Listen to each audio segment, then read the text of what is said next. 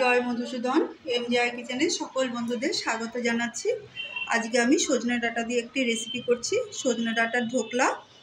আসুন ভিডিওটা শুরু করি। আমি সজনে ডাঁটাগুলো এরকম ছোট ছোট করে কেটে নিচ্ছি।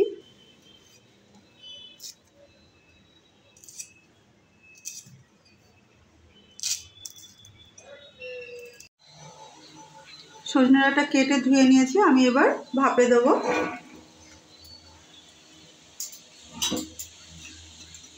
চাপা দিয়ে সেদ্ধ হতে দেবো। আমি দিয়ে দিচ্ছি ধনেপাতা কুচি, ধনেপাতা, কাঁচা লঙ্কা, আদা, চিনি,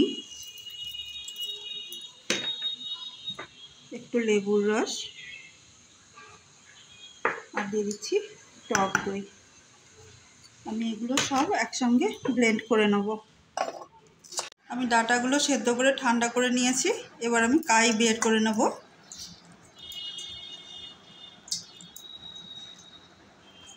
চটকে চটকে নিয়ে কাইগুলো বার করে নেব। আমার এতটা সজনে ডাঁটার কাই বেরিয়েছে। এরপরে আমি দিয়ে দিচ্ছি মিশ্রণটা, দই, ধনেপাতা আর কাঁচা লঙ্কা আদার মিশ্রণ।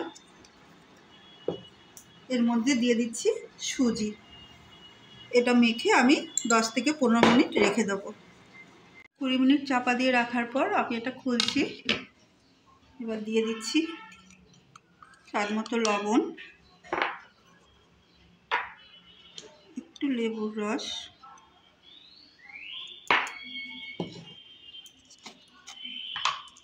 দিয়ে দিচ্ছি বেকিং সোডা,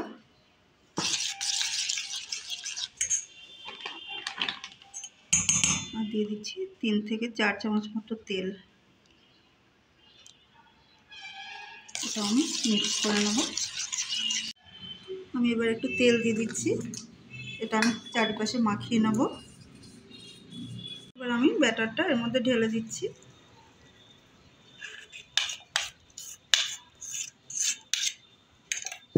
কিছুটা ঝাঁকিয়ে ঝাঁকিয়ে নেব। আমি স্টিমে দেব। আমি 20 মিনিট পর ফিরে এলাম। আমি এবার দেখব ঢোকলাটা হয়েছে নাকি। আর একটু হবে, আমি ঠান্ডা করতে দেব। গ্যাস অফ করে আমি আরও 5 মিনিট রেখে দেব। ঠান্ডা করার পর চারিপাশ থেকে এরকম ছেড়ে গেছে। আমি এবার একটা প্লেট দিয়ে উল্টে নেব। দিয়ে দিচ্ছি সাদা তেল। আমি একটা ছোপ তৈরি করে নেব, আর তেলটা ধোয়া উঠবে সেইভাবে আমি গরম করে ঠান্ডা করতে দেবো। তেল গরম করে ঠান্ডা করে নিয়েছি 5 মিনিট অফ করে। এবার দিয়ে দিচ্ছি সর্ষে ফোড়ন, দিয়ে দিচ্ছি জিরে ফোড়ন, দিয়ে দিচ্ছি হিং, আর দিয়ে দিচ্ছি তিল। এবার দিয়ে দিচ্ছি সামান্য সজনে পাতা আর কাঁচা লঙ্কা।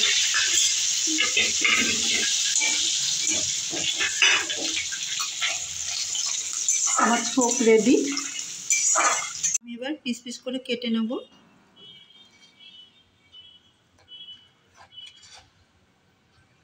এবার আমি তৈরি ছোপটা এর উপরে দিয়ে দিচ্ছি।